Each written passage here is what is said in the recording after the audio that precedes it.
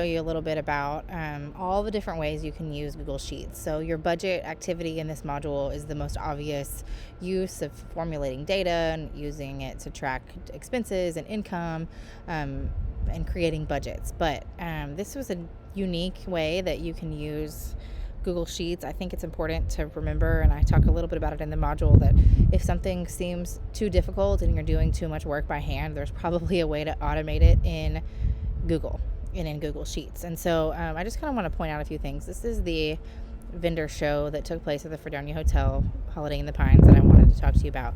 And these are all rows. As you can see, all of these are rows. And then the lettered columns are all columns. And so I've actually formatted these to be the size of a booth. This is actually mapped out in a way that we could look at where booths would go, how they would work, how they would all fit in. Is kind of like a huge puzzle piece. And so being able to figure out, people pay extra money for these corner spaces. So here's the front door. They pay extra money to be right here at the front door.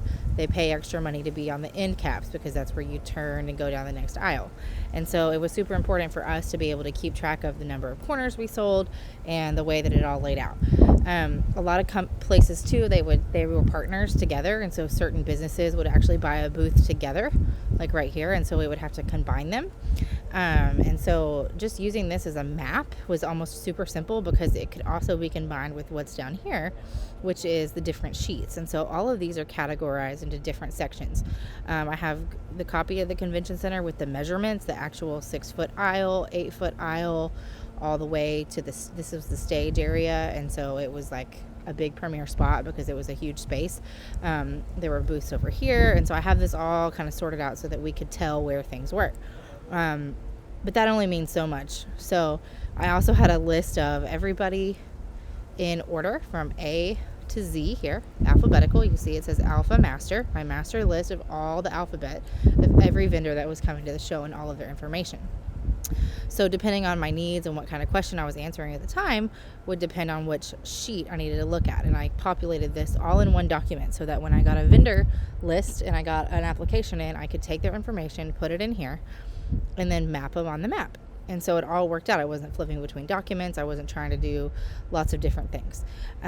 This was a place where I kept track of payments. So who paid, who didn't pay, who still owed money. Sometimes people would write a check upon their arrival.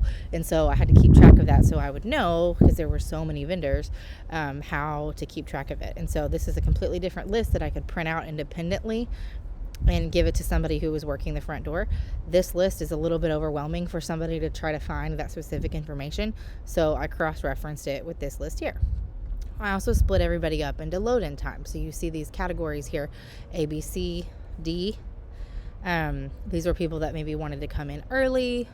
I had 2 groups that wanted to come in early, like the night before, and then I went from there to keep people from being on top of one another as they were loading in. And so this was just another way that we could send out this list to vendors and they could see which group they were in. And I could also extrapolate this data and put it into an email that made sense because all the data was already populated. We also had a pipe and drape map, so all the curtains that you would see hanging, this was just kind of a simple way for us to hang it up. Some people didn't want pipe and drape, so we had it all color coded. Every one of these cells was color coded to mean something. We had a vendor load-in map. This actually showed who came in at what time, and they were all color coded based on the group that they were supposed to load in on. And then we had 2 extra rooms, the Bonita room and the Rusk room, and so these were extra maps that we had to make sure that people were plotted appropriately.